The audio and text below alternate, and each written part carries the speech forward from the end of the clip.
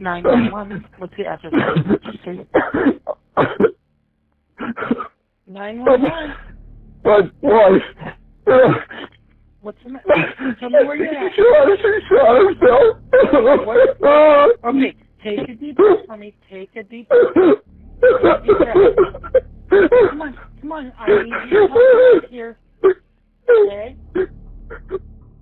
The 911 call you just heard would come from a former state trooper named Dan Howard.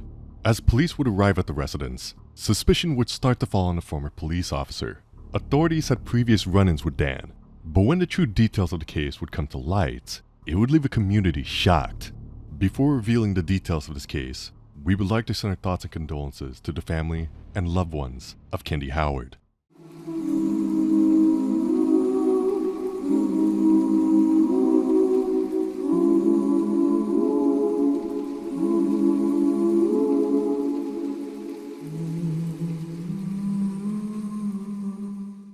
Athol, Idaho. This rural town with a population of around 700 people is a breathtaking part of the country. Lush hilly terrain gives way to pristine lakes, perfect for the outdoors type of person. 48-year-old Kendy Howard is just that type of person. She had lived here for most of her life, married to her husband, Dan Howard, for 27 years. Kendy was a happy, intelligent, and fun-loving individual, adored by her friends and colleagues alike. Things between the married couple had begun to turn sour, however, and Kendy was looking to end the relationship. While this can often be a difficult time for people, friends of Kendy had said it was the happiest they'd ever seen her in a long time. She was looking to regain her life back and start a new chapter. Her husband, Dan Howard, a former Idaho state trooper, did not want to end their marriage and was set on reconciling with Kendy.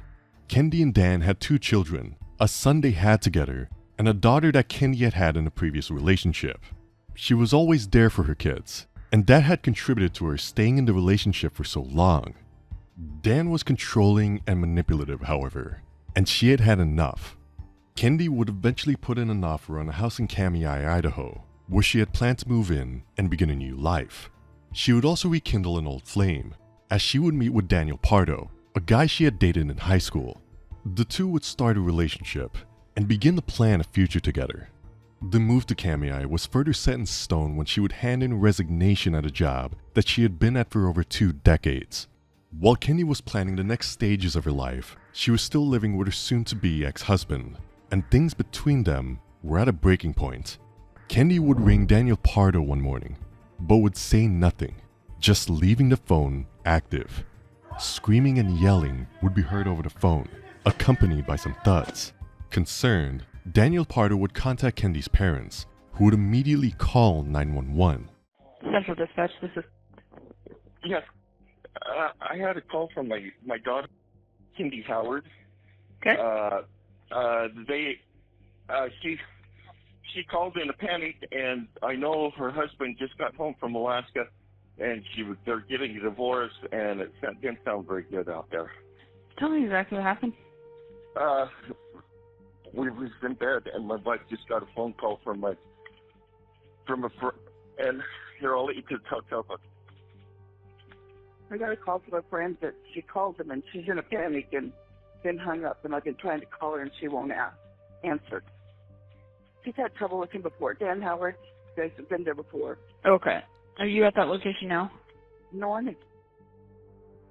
Okay. And I got a call from another friend. Were there any weapons involved? I don't know if he has weapons. And you've been there before because he pretended to like that, he'll kill you and take you with him before he does that. She just called her friend that was in a panic, and then the phone hung up. Give me a second, just call me. Hello? Hello? Nancy? Is Nancy? Yes. The cops are on their way, Kendy. The cops are on their way. Is that okay? Sure. Okay. Stay on the line with your dad. What? Stay on the line with your dad. Okay, she's calling me. She's in a panic. She asked if Dad's sick. That's a sign. She needs help. Okay. What is she saying? What's going on? Pardon? No. Is she saying what's going on? No, because he's there listening. That's why she said his... And she's crying. Okay. It's crazy. I told her not to freaking... Okay. All right. Do you think it's been physical? Yes.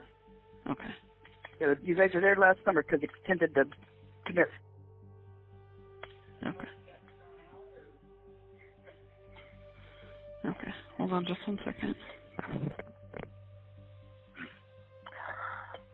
I just said I'm on the phone with the cops and she said...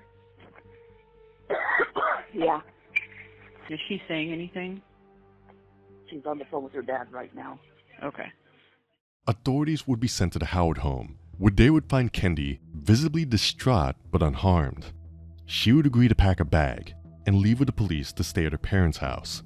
Once she had arrived at her parents' house, she would ring a new boyfriend to tell him what happened. He would recount the story later in court, that she woke up that morning and as she opened her eyes, Dan Howard would be standing over her. He was dressed in all black and appeared to be brandishing a gun. At that moment, she believed she was going to die.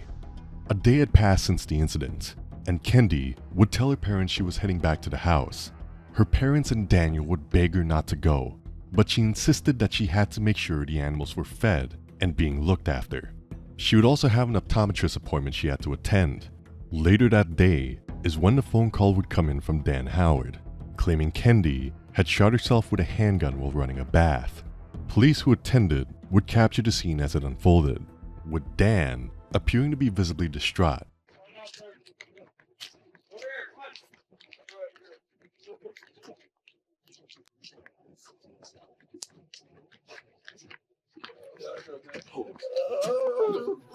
Wait with him.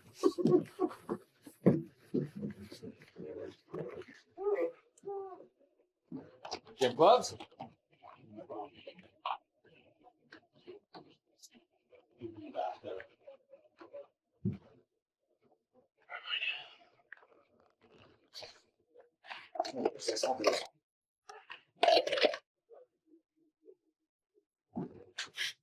Send in medical.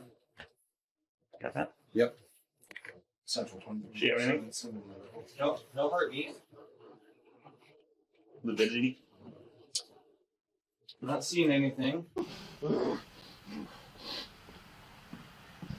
medical's going to disturb your scene. No, please, no.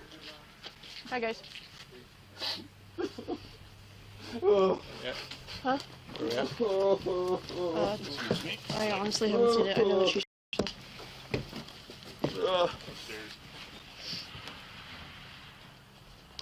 No, no.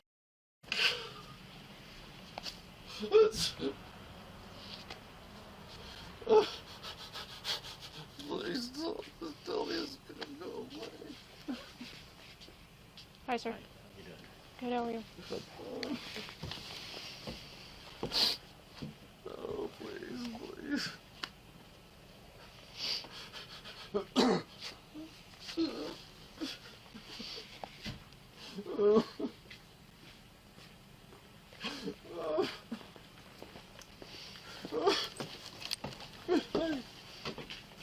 Do you need anything?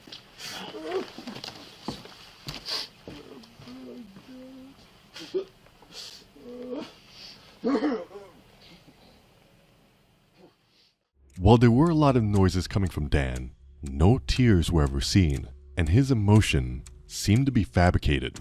For a former state trooper who had seen many crime scenes like this, his behavior seemed odd. The authorities at the residence would simply ignore him while they continued their investigation. When it was determined that Kendy had passed away, officers would discuss how to handle giving Dan the terrible news. Hey, Zach? Yep. Do we give him... This is a different case. So given the circumstances of him and emotions and things like that, do we want to tell him? I don't think medical... Did medical tell him that she dead? I don't think so. Do we want to tell him or do we want to wait? You better tell him. Okay, I got it. Actually, you know what? You haven't done one. Go tell him. Okay. Before I take pictures? Yeah. Okay. What's his name? Dan? Thank you. Stand.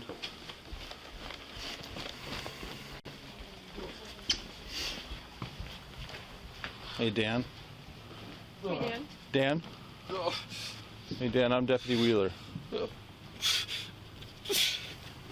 I'm sorry to inform you, but your wife is passed, sir. No, God damn it!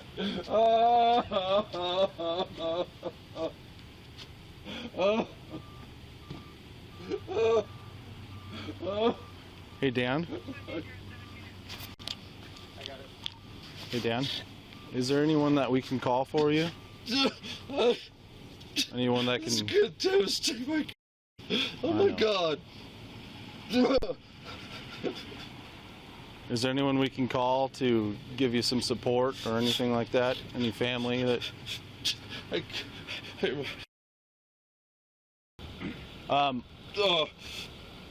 Dan, I know this is hard, but when is the last time that you saw your wife alive? I know this is tough. I don't know. How long ago? Can you recall?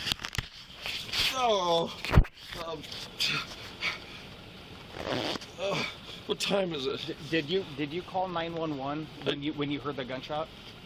No. Okay. I didn't. Oh no. I didn't.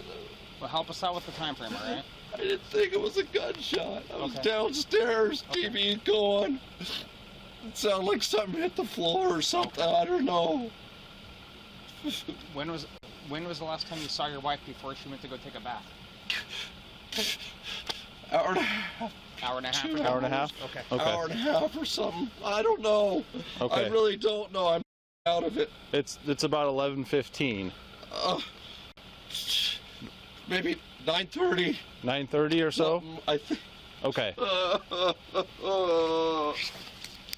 don't know. It might be wrong.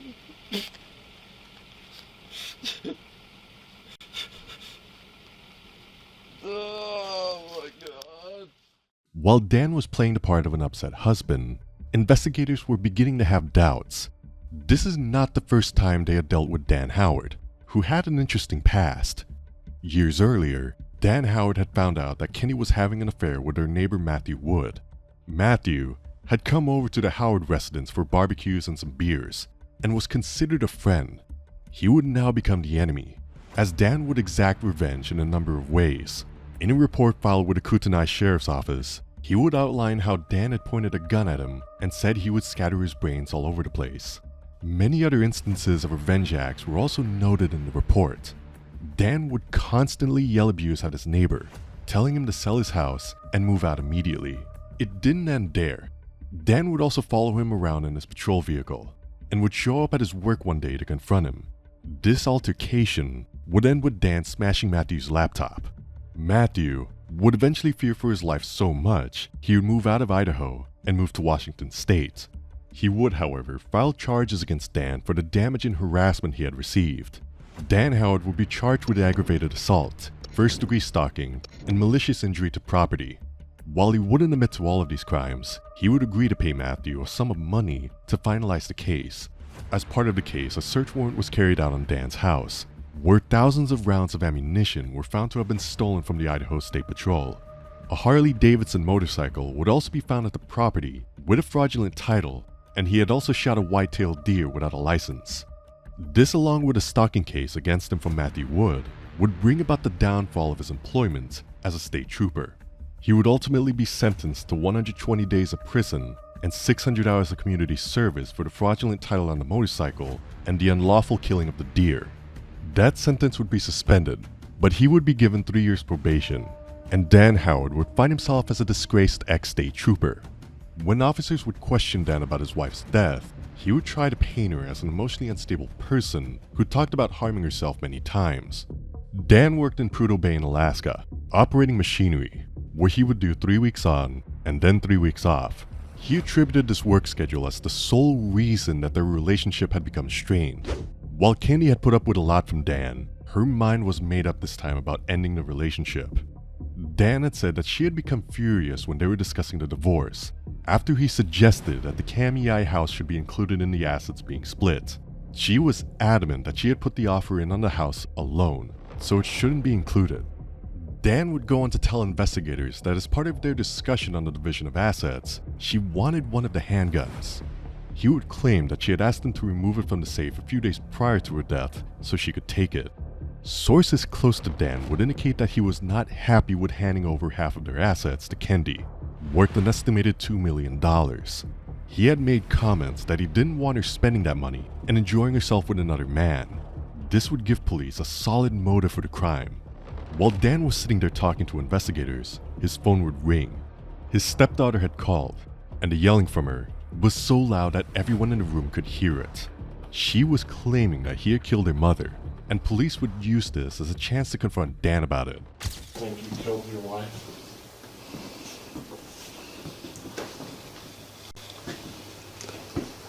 I have no idea. Because I gotta tell you, that phone Maybe. call puts chills down my spine. Many people.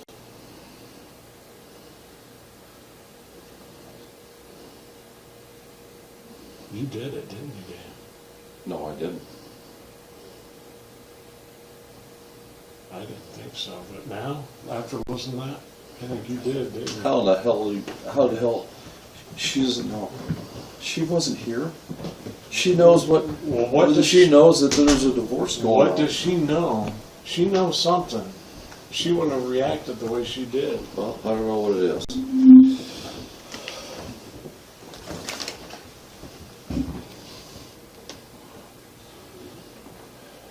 Mother, she obviously had concerns if that was her knee jerk. Okay, well. You understand where we're coming from? What the because I have talked to my daughter about that.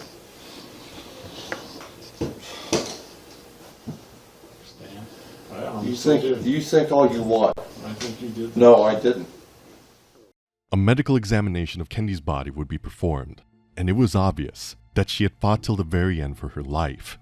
Her injuries included a broken jaw, lacerations on her feet, second-degree burn on her arm, and bruises all over her body.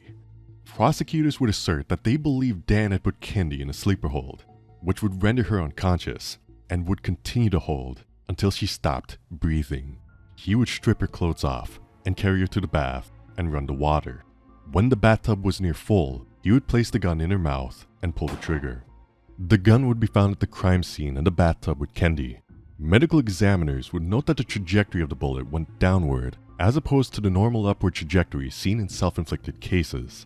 There was also not very much blood at the scene, indicating that the shot likely occurred after death, with the heart not pumping blood any longer.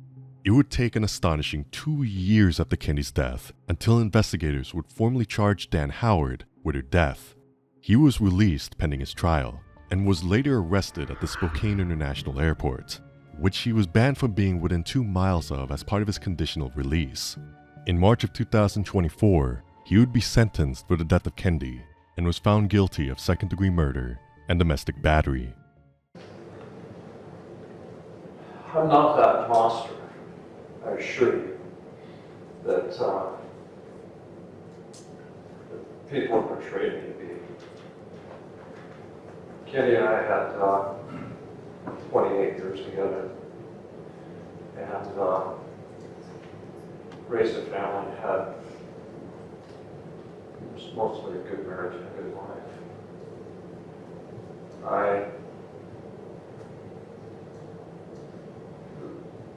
I worked away from home all the time, and I was gone, and that was probably the gist of most of my problems, when I was gone. But I'm not that animal that they portrayed me to be. The judge, however, didn't buy his story, and he would receive a sentence of life in prison without the possibility of parole. He would also get a further 10-year sentence for the domestic battery. Dan Howard will die in prison after taking the life of his wife for reasons of money, jealousy, and anger. If you've been fascinated by this case, consider subscribing so you don't miss our next captivating deep dive into true crime. Channel memberships are also available by hitting the join button. As always, Thanks for watching, and we'll see you in the next video.